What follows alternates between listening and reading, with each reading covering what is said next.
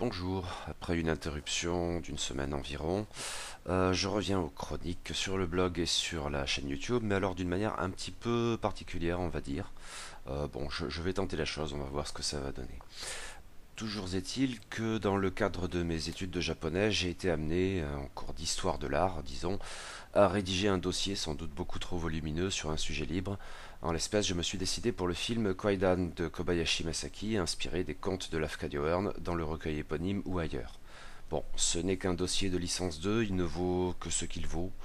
Au cas cependant où cela intéresserait des lecteurs de ce blog interlope et dans la mesure où le dossier a été semble-t-il plutôt bien accueilli, je vais tenter de le mettre en ligne petit bout par petit bout.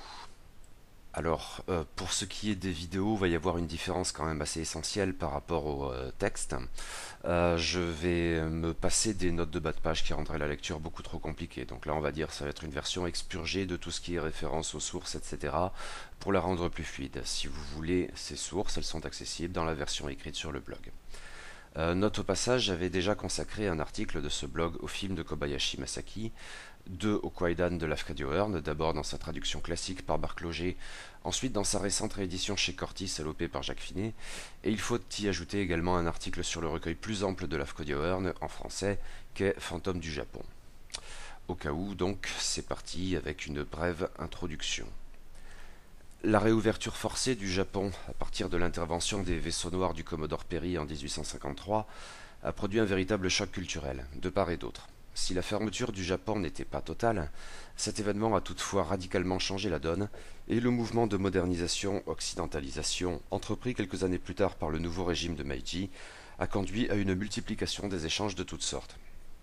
Les personnes désormais pouvaient voyager d'un monde à l'autre, occidentaux se rendant au Japon pour une plus ou moins longue période, et japonais gagnant l'Europe et l'Amérique pour s'instruire des sciences, des arts et des pensées de l'Occident, et ramener dans l'archipel le fruit de leurs investigations.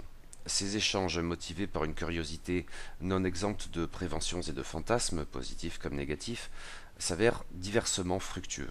La séduction exotique souvent demeure assez superficielle, ce dont nombre d'œuvres relevant du japonisme dans des domaines artistiques variés peuvent témoigner en Europe et tout particulièrement en France.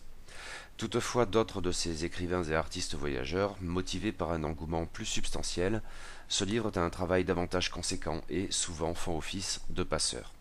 C'est le cas tout particulièrement de Lafcadio Hearn. Nous reviendrons ultérieurement sur les détails de sa biographie. Pour l'heure, relevons seulement que cet écrivain et journaliste vagabond avait enfin trouvé sa patrie en arrivant au Japon en 1890 et qu'il s'est dès lors employé, à sa manière, à en faire connaître la culture à travers le monde. Lafcadio Hearn a consacré bien des ouvrages au Japon dans des domaines très variés, mais dès avant de se fixer dans l'archipel, il avait déjà témoigné de son goût des histoires étranges, puisant dans divers folklores pour en tirer des récits que l'on dirait aujourd'hui fantastiques. Ce qu'il avait fait par exemple concernant les contes créoles, il l'a poursuivi avec pour nouvelle base le folklore japonais, livrant plusieurs histoires de fantômes publiées ça et là. Surtout en 1904, peu ou prou à la veille de sa mort, il a publié son plus célèbre recueil en la matière, un ouvrage assez bref titré Kwaidan, Stories and Studies of Strange Things. Cet opuscule a permis de faire découvrir l'imaginaire japonais, sous l'angle notamment des histoires de fantômes, aux lecteurs occidentaux et d'abord aux amateurs de littérature fantastique. Toutefois, le travail de Lafcadio Hearn, même destiné prioritairement à un lectorat européen ou américain, n'a pas laissé indifférents les lecteurs japonais, et d'abord ses propres étudiants à l'université de Tokyo, Todai, puis à l'université de Waseda, où il enseignait la littérature anglaise, faisant donc toujours office de passeur, mais cette fois en sens inverse. Parmi ses élèves, il nous faudra notamment revenir sur le cas d'Aizu Yaichi. Le recueil écrit en anglais, Hearn n'est jamais parvenu à maîtriser véritablement la langue japonaise, ce recueil donc a été rapidement traduit en japonais. D'une certaine manière, Kwaidan et d'autres publications d'un esprit proche ont pu ramener des lecteurs japonais curieux à leur propre folklore, à leur propre imaginaire, en cette période tumultueuse où le passé japonais était souvent dénigré, précédant en cela de quelques années les travaux notamment de l'ethnologue Yanagita Kunio. Et 60 ans après la parution de Kwaidan et la mort de son auteur, le réalisateur Kobayashi Masaki a livré un film du même titre, dans lequel il adaptait 4 histoires de fantômes narrées en leur temps par Lafcadio Hearn. Auréolé du succès critique au Japon comme à l'étranger de son précédent film, Harakiri, Seppuku, Le cinéaste s'était lancé à corps perdu dans cette entreprise qui s'avérerait très coûteuse, et il en est résulté un objet esthétique à la stylisation extrême qui lui a permis de remporter pour la deuxième fois en 3 ans le prix spécial du jury au Festival de Cannes, parmi d'autres récompenses au Japon comme en Occident.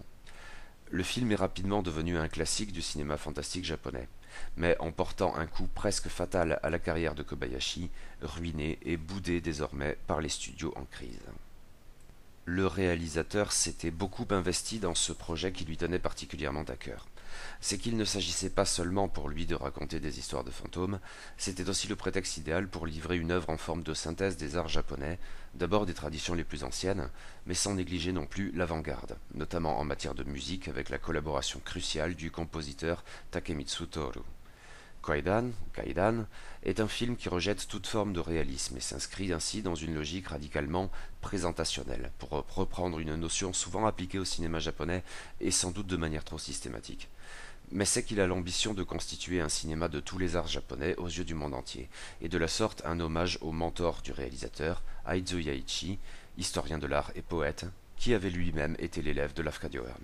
Le film de Kobayashi Masaki constitue ainsi une double passerelle, dans le temps comme dans l'espace. Le film est un hommage à un grand passeur, et en même temps un passeur lui-même. Nous nous emploierons dans le présent dossier à montrer comment le travail d'adaptation cinématographique de l'œuvre écrite de Lafcadio Hearn a pu remplir cette ambition. Toutefois, avant d'en arriver là, il nous faudra contextualiser ces deux œuvres en opérant un retour sur les sources du fantastique japonais, en littérature et au théâtre comme au cinéma. La suite au prochain épisode.